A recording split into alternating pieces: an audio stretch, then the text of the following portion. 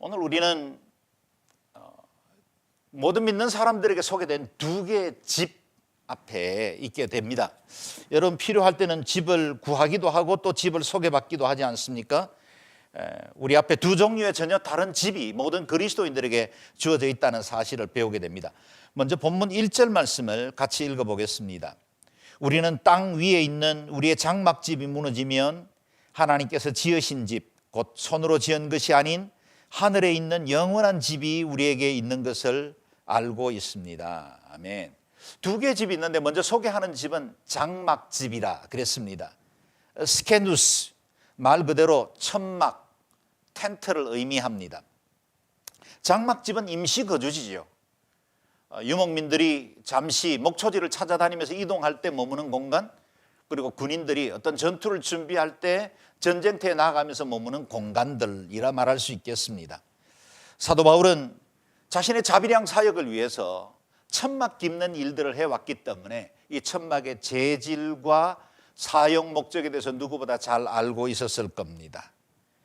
돌이나 진흙으로 지은 집에 비해서 내구성도 떨어지고 비바람에 쉽게 쓰러질 수밖에 없는 천막, 그 집이 이 땅에 살아가고 있는 우리의 집이다 라고 말합니다. 사도 바울은 오늘 본문에서 그 천막, 장막의 집이 곧 우리의 육체, 몸에 비유되고 있습니다. 아마도 이 예를 쓸 때 구약 성경에 능통했던 사도 바울은 이스라엘 백성들이 거쳐갔던 그 광야, 이스라엘의 광야 생활을 금세 떠올렸을 겁니다. 그들은 광야에서 지내는 40년 동안 장막 속에 살았습니다.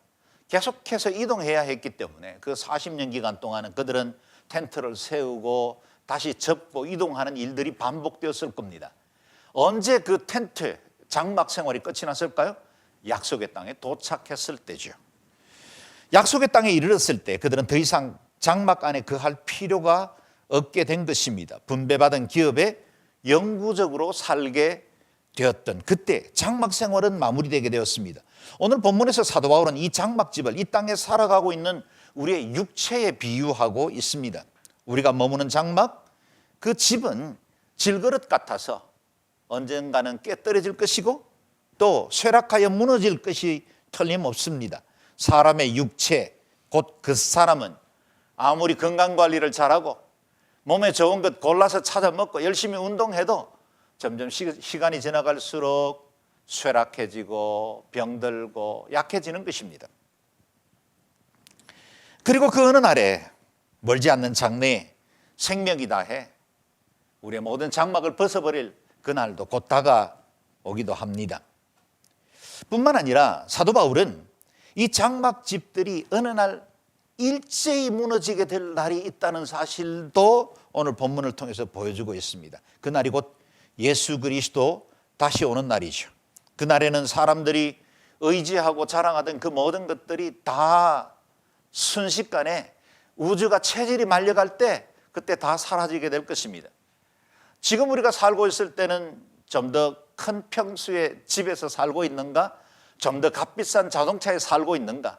어떤 사람이 더 외모가 훌륭하고 출중한가? 누군가가 더 많이 배우고 좋은 배경을 가지고 있는가? 그것들이 중요하지만 그러나 이 질그릇 같은 육체가 깨어지는 그날에 이 장막집이 일제히 무너지는 그날에 그것은 아무런 소용도 없는 것들이 될 것입니다. 어차피 이 땅의 장막은 유한한 것입니다. 임시로 살아가는 것입니다. 이와 같이 무너져가는 땅의 집과는 전혀 다른 무너지지 않는 또 하나의 집이 우리에게 있다고 소개하고 있습니다. 하나님께서 지으신 집, 곧 손으로 지은 것이 아닌 하늘에 있는 영원한 집이 우리에게 있다라고 말씀하십니다. 이 집은 사람의 손으로 지은 것이 아닙니다. 하나님, 전능하신 하나님이 온 세상을 창조하시던 그 놀라운 창조의 영으로 지으신 집이죠. 무너질 세상에 기반을 둔 것이 아닙니다. 하늘, 곧 영원한 나라에 지어진 집이죠. 깨어질 질그릇에 담긴 보배를 가진 사람은 누구나 이 보배 때문에, 우리가 가진 이 복음 때문에 이 영원한 하늘 장막을 사모하며 살 수 있게 된 것입니다. 우리 예수님께서도 요한복음 14장에서 이 집에 대해서 소개하신 적이 있습니다. 내 아버지 집에는 있을 곳이 많다. 그렇지 않았다면 너희에게 미리 말해 두었을 것이다. 나는 너희가 있을 곳을 마련하려 간다. 내가 가서 너희가 있을 곳을 마련하면 다시 와서 너희를 내게로 데려갈 것이다. 그러면 너희도 내가 있는 곳에 함께 있게 될 것입니다. 하나님께서 지으신 이 집, 그 집은 예수님께서 마련하시고 특별히 예수 그리스도를 나의 구주로 영접하는 모든 사람들에게 열려진 영원한 공간이 되었다라는 것입니다. 그러므로 이 집이야말로 우리가 주목해야 할 집, 영원히 사모하고 우리의 인생을 다 투자해도 아깝지 않은 하늘에 있는 집이 되는 것입니다. 보이는 것은 잠깐이나 보이지 않는 것은 영원하기 때문입니다. 세상 사람들 눈에는 눈에 보이는 것들, 현실적으로 경험할 수 있는 것들만 사실로 받으려는 경향이 있지요. 한 번은 공자의 제자인 자로가 스승에게 묻습니다. 선생님, 죽은 후의 세상은 어떤 것입니까? 공자가 대답합니다. 내일 일어날 일도 알지 못하는데 죽은 후의 일을 어찌 알겠는가? 이것이 세상이 알 수 있는, 볼 수 있는 것의 한계이며 동시에 세상 스승의 정직한 대답이기도 합니다. 눈에 보이는 집 외에 달리 설명할 수 있는 무슨 철학이나 방법이 있겠습니까? 사랑하는 여러분, 여러분은 우리의 죽음 이후 내세의 세계에 대해서 어떻게 이해하고 있습니까? 세상의 철학과 종교가 가르치는 죽음 이후의 세계는 아마도 세 가지 정도로 정리될 수 있을 것입니다. 그 첫 번째는 내세를 아예 인정하지 않는 것입니다. 살다가 죽으면 그만이지, 유물론적 입장이죠.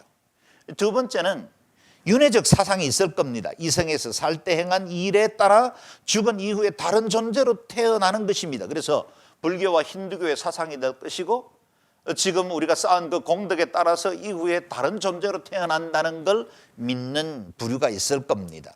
셋째 부류는 헬라 철학이 가르치는 영혼 불멸설이죠.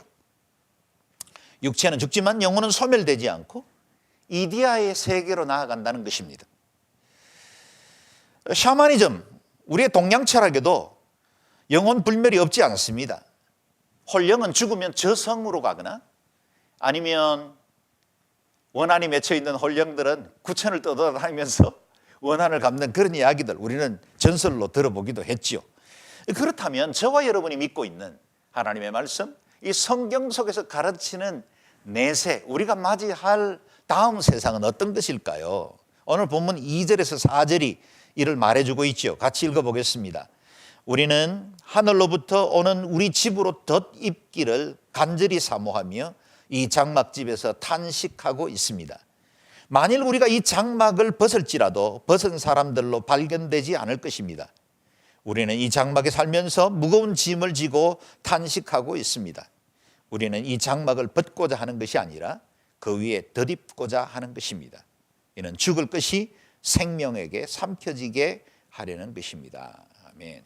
우리의 죽음은 정확하게 말하면 우리의 영혼이 육체를 벗어나서 그 어떤 세계로 이동한다기보다는 우리의 죽을 몸에 새로운 창조의 몸, 영원하신 몸이 우리 위에 덧입히는 것이라고 표현하는 것이 맞을 겁니다. 사도 바울이 우리의 육체의 장막이 무너질 때 어떻게 변화될 것인지를 마치 그림처럼 그렇게 동영상으로 보여주는 것이 오늘 본문입니다. 시각적이죠. 두 구절을 자세히 보십시오. 2절에 우리의 영적 상태는 하늘로부터 오는 우리 집으로 덧입기를 사모한다 그랬습니다. 덧입는 것입니다.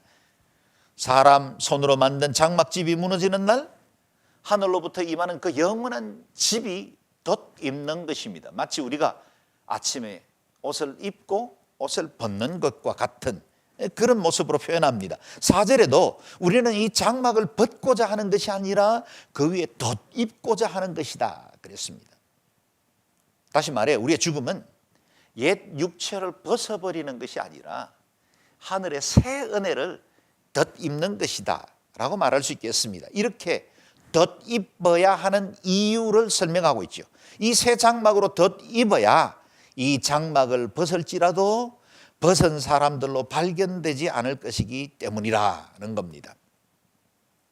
어느 날 갑자기 우리가 육체를 벗는 그날에 하나님의 그 의로우신 빛이 비칠 때 벌거벗은 자로 드러나지 않기를 원한다라고 사도 바울은 우리 모든 그리스도인들에게 도전하고 있는 것입니다. 우리 개인에게는 개인적 종말이 있습니다. 그 어느 누구도 예정하지 못했던 불의의 사고나 갑작스러운 질병으로 인해서 우리는 세상의 육체, 이 장막을 벗어버려야 할 때가 오지요.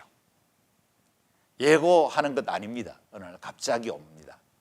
이번 연휴에도 교통사고로 인해서 불의의 사고로 목숨을 잃은 이야기를 우리가 안타깝게 접하기도 했습니다. 누가 예정이나 했겠습니까? 즐거운 마음으로 여행을 떠나는 겁니다. 사랑하는 가족 만나기 위해서 기대하는 마음으로 떠난 그 길에 그 같은 어이없는 종말을 맞이하기도 합니다. 그러나 이와 같은 개인적인 종말 시계뿐만 아니라 우주적인 종말 시계가 어느 날 갑자기 멈추기도 합니다.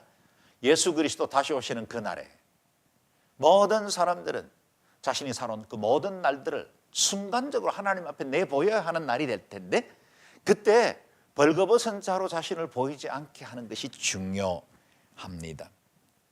주님이 어린 양의 혼인잔치에 우리를 초대했는데 예복을 입지 못한 채로 참석하면 쫓겨날 수밖에 없지요.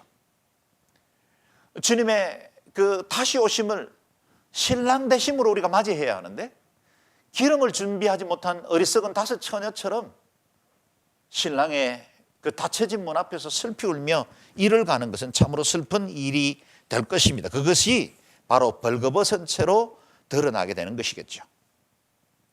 여기서 우리는 사도 바울의 간절한 소망 한 가지를 엿볼 수 있습니다. 사도 바울은 죽음이라는 과정을 거치지 않고 우리 예수님의 재림을 맞이하고 싶어하는 열망이 오늘 본문에 담겨 있습니다. 그렇습니다. 모든 그리스도인들, 적어도 믿음으로 살아가고 그리스도의 제자로 살아가는 사람들의 한결같은 소망이 있다면, 우리가 죽음을 보지 않고 살아있는 채로 하늘로부터 임하는 그 은혜를 덧입어 영광스러운 재림의 자리에 참여하는 것, 그것보다 더 큰 영광이 어디 있겠습니까? 저 역시 그 일을 소망하며 여기까지 왔습니다. 살아있는 몸으로 부활의 영광스러운 몸을 덧입기를 원하던 바울, 그는 이전에 고린도 사람들에게 썼던 편지에서 15장 부활장에서 이렇게 설명을 하고 있습니다. 죽은 사람들의 부활도 이와 같습니다.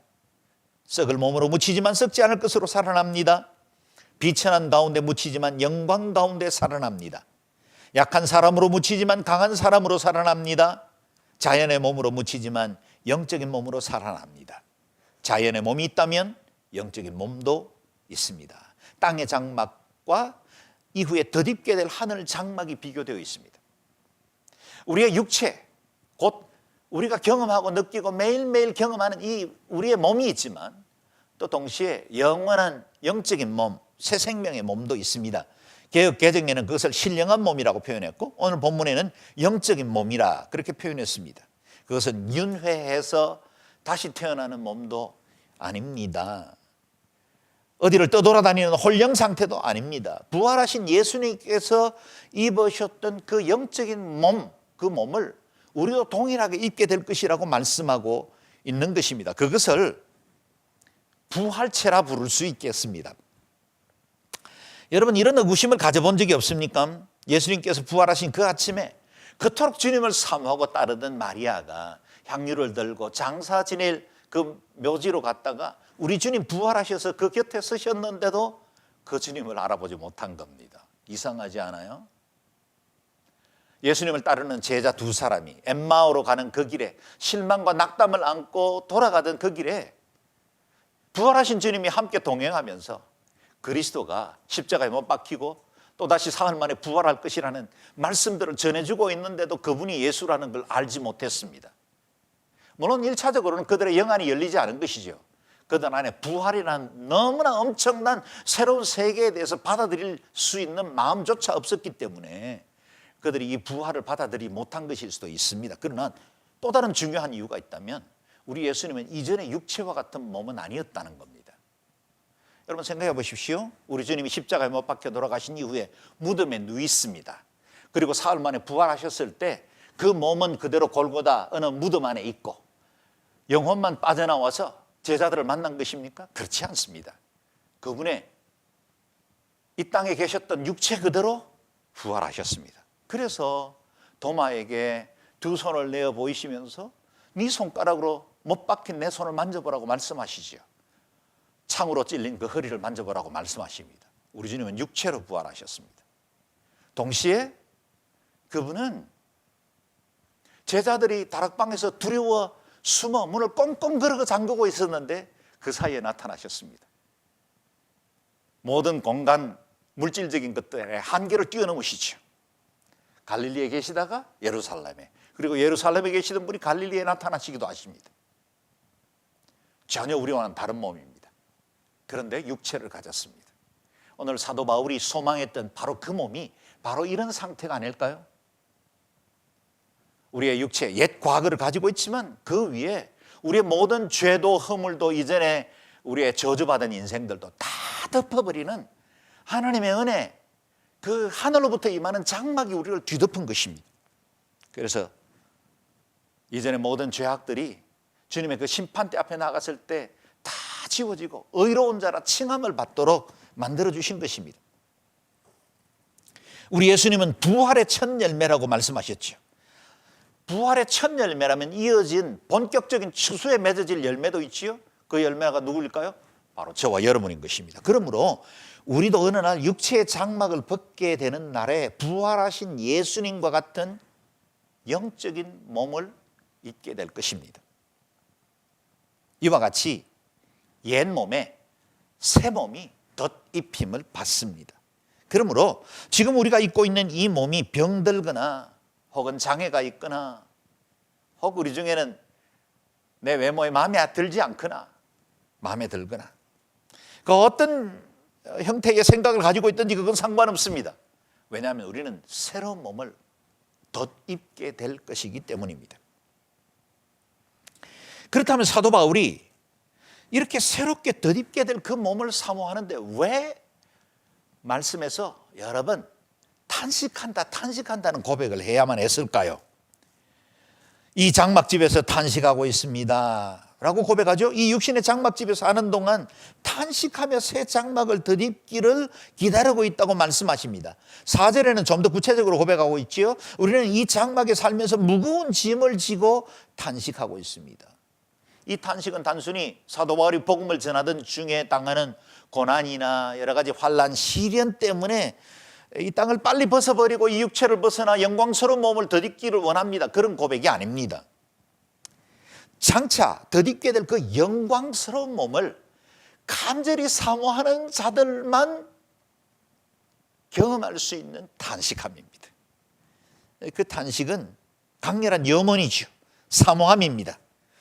우리가 여행을 떠날 때 새로운 경험과 기대에 따라서 가슴이 설레서 모든 여행 여정이 즐겁지 않습니까? 그러나 그 여정이 길어지면 길어질수록 점점 집에 대한 그리움들이 생기죠. 내가 편안하게 눕던 침대와 맛있게 먹던 우리 집에 그 음식이 오히려 여행지에서 먹는 그 수많은 다양한 음식보다 더 그리울 때가 있지 않습니까? 바로 이 상태가 사도 바울이 가진 탄식이라 말할 수 있겠습니다. 본질적으로 일어나는 그리움이죠. 사도 바울의 탄식은 고통스러운 이 세상의 장막을 벗어버리고 싶어하는 것이 아니라 오히려 성도들에게 주어질 하나님의 나라와 그 영광스러운 새 몸에 대한 간절한 사모함이었다라는 겁니다. 그래서 그런 고백합니다. 이 장막을 벗고자 하는 것이 아니라 그 위에 덧입고자 하는 것입니다. 저와 여러분 모든 그리스도인은 사모하며 탄식해야 할 바로 그날, 그 나라, 그것을 사모하며 살도록 이 땅에 나그네로 살아가야 합니다. 미국 로스앤젤레스의 그레이스 커뮤니티 교회의 존 메가든 목사님은 오늘날 그리스도인들, 너무 안일에 빠져있는 이 땅의 성도들을 향해 이렇게 경고의 메시지를 표현하기도 했습니다. 경제적으로 부유한 나라의 기독교인들 중 대다수는 세상에서 누리는 온갖 편안함 때문에 굳이 천국을 사모하지 않는다. 하나님은 우리에게 과거 그 어느 시대보다 큰 축복을 허락하셨다. 그런데 세상에서 너무 편안하게 지내다 보니 우리가 나그네에 불과하다는 사실을 잊어버린 것 같다. 나그네인데 땅에 너무 많이 안주해버린 것입니다.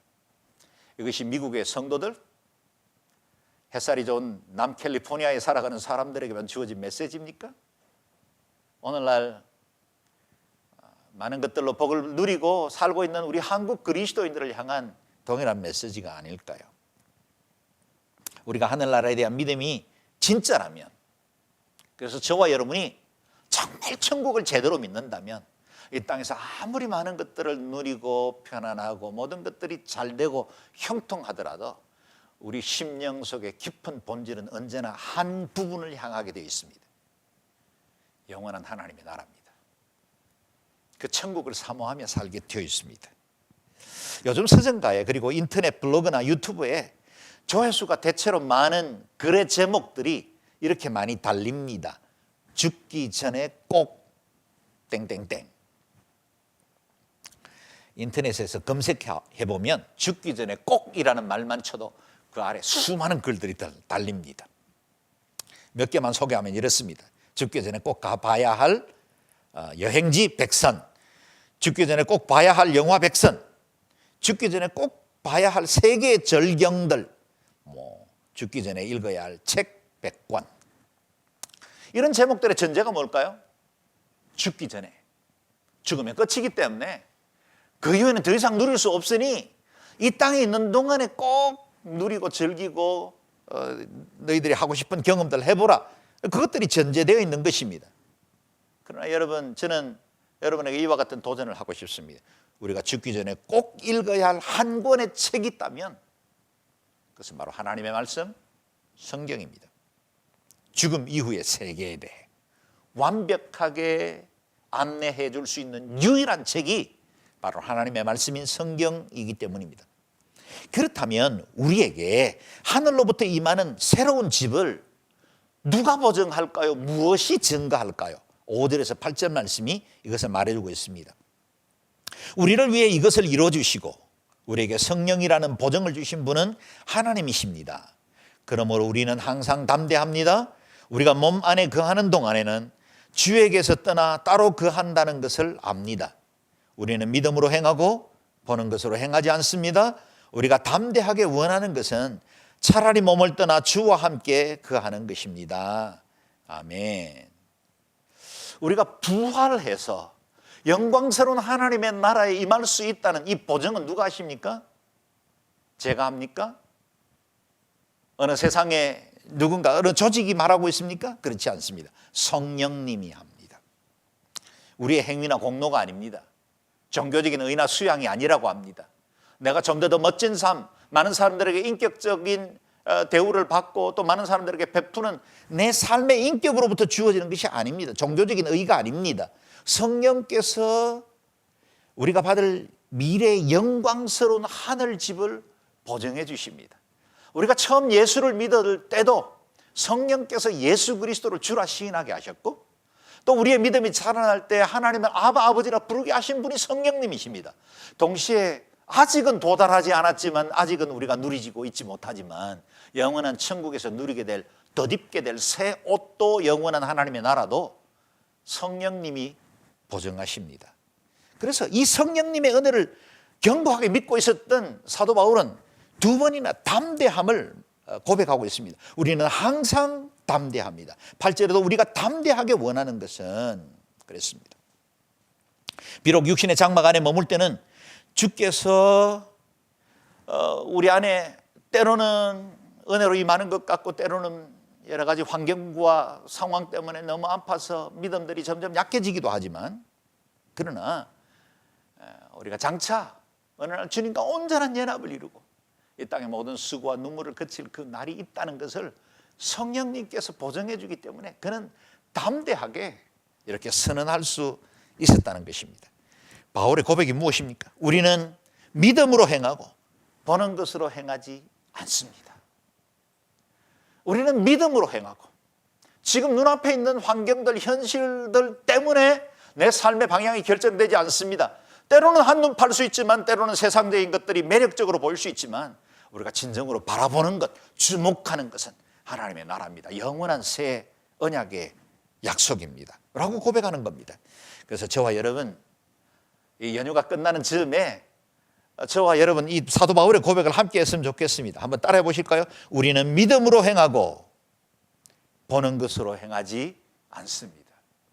우리는 믿음으로 행하고 보는 것으로 행하지 않습니다. 그것이 저와 여러분의 고백이 될 수 있기를 바랍니다. 눈에 보이는 것, 그 사람을 장식하는 것으로 교만 떨고 세상에 가진 것들 때문에 우쭐하다가 그것이 사라지면 금세 불행해하고 두려워하고 염려하고 우울감에 시달리고, 그런 엎치락뒤치락 인생이 아니라 우리의 기준점을 하늘에 둠으로 인해서 때로는 굴곡을 만나고, 때로는 힘겹고 어려운 환경들, 사망이 드리운 것 같은 엄침한 골짜기를 지난다 할지라도 우리가 예수 그리스도 그 목자 되신 주님과 동행하고 있다는 사실, 그리고 그 성령님이 끝까지 우리를 가장 최상의 나라로 이끄신다는 그 믿음으로 이겨나갈 수 있기를 바랍니다. 이번 코로나 사태는 우리에게 참으로 영원한 것이 무엇인지를 돌아볼 수 있는 시간을 허락한 것 같습니다. 코로나 이제 곧 끝난다는 그런 전망들도 있습니다. 백신들도 이제 보급이 시작되었습니다. 여러분, 지난 1년간 고생만 하다가 내가 원하는 거 하지 못한 채로 힘겹게 지나가던 코로나 사태가 되지 않았으면 좋겠습니다. 우리에게 일어나는 모든 일들이 하나님의 그 선하신 계획과 섭리 안에 있다면 이번 기회가 정말 하나님께서 우리에게 주시는 메시지가 있고, 우리의 영혼도 심령도 새로워지고 더욱더 하나님 한 분 경외하고, 땅의 것들, 내가 누릴 수 있는 것, 내가 그동안 붙들고 있는 것들이 어느 날 아무것도 아닌 것이 되고 모든 것들이 정지될 수 있다는 걸 우리는 코로나라는 작은 것을 통해서도 배우지 않습니까? 이 기회에 더욱더 하나님 사랑하고 의지할 수 있는 계기가 되기를 바랍니다. 그래서 9절 10절 말씀이 주어진 겁니다. 읽어볼까요? 그러므로 우리가 몸 안에 있든지 몸을 떠나 있든지 주를 기쁘게 하려고 힘씁니다. 우리 모두가 그리스도의 심판대 앞에 드러나야 하기 때문입니다. 그 결과 각기 선악간에 몸으로 행한 것에 대해 보응을 받게 될 것입니다. 아멘. 지금 우리가 육신의 장막, 곧 몸 안에 있든지 어느 날 이 육신의 장막을 벗어버리는 날이 오든지 우리는 늘 기쁘시게, 주님을 기쁘시게 해드리는 삶을 살아야 합니다는 고백이죠. 빌립보서 1장의 표현대로 따르면 이렇습니다. 살든지 죽든지 내 몸을 통해 그리스도가 위대하게 되기를 원합니다. 로마서 14장의 표현으로 하면 이렇습니다. 마치 그것은 그리스도인의 대강령과 같지요. 함께 읽어볼까요? 우리는 살아도 주를 위해 살고 죽어도 주를 위해 죽습니다. 그러므로 살든지 죽든지 우리는 주의 것입니다. 아멘. 살아도 주를 위해 살고 죽어도 주를 위해 죽는 것입니다. 왜 사십니까? 하나님의 나라와 영광을 위해서 살아갑니다. 왜 죽습니까? 주님의 나라를 위한 그 영광을 위하여 우리는 죽을 수 있습니다. 영적으로 건강한 그리스도인들은 결코 세상을 부정하거나 외면하지 않습니다. 왜냐하면 이 세상의 모든 삶은 하늘나라와 그대로 연결되어 있기 때문입니다. 그래서 육체, 곧 무너질 장막 안에서 행하는 모든 일들은 장차 덧입게 될 새 몸과 그대로 연결되어 있습니다. 그래서 우리의 모든 행한 것들은 멀지 않아 심판대 앞에 낱낱이 드러나게 될 겁니다. 심판은 두 가지로 이루어집니다. 첫 번째는 영원한 생명과 영원한 사망을 가르는 심판이 될 것이고, 두 번째 심판은 그리스도인들의 삶에서 그동안 섬겼던 그 모든 것에 대한 상급으로 주어지는 심판이 될 겁니다. 그 어떤 사람도 어떤 행위도 그 심판날에 드러나지 않을 것이 없습니다.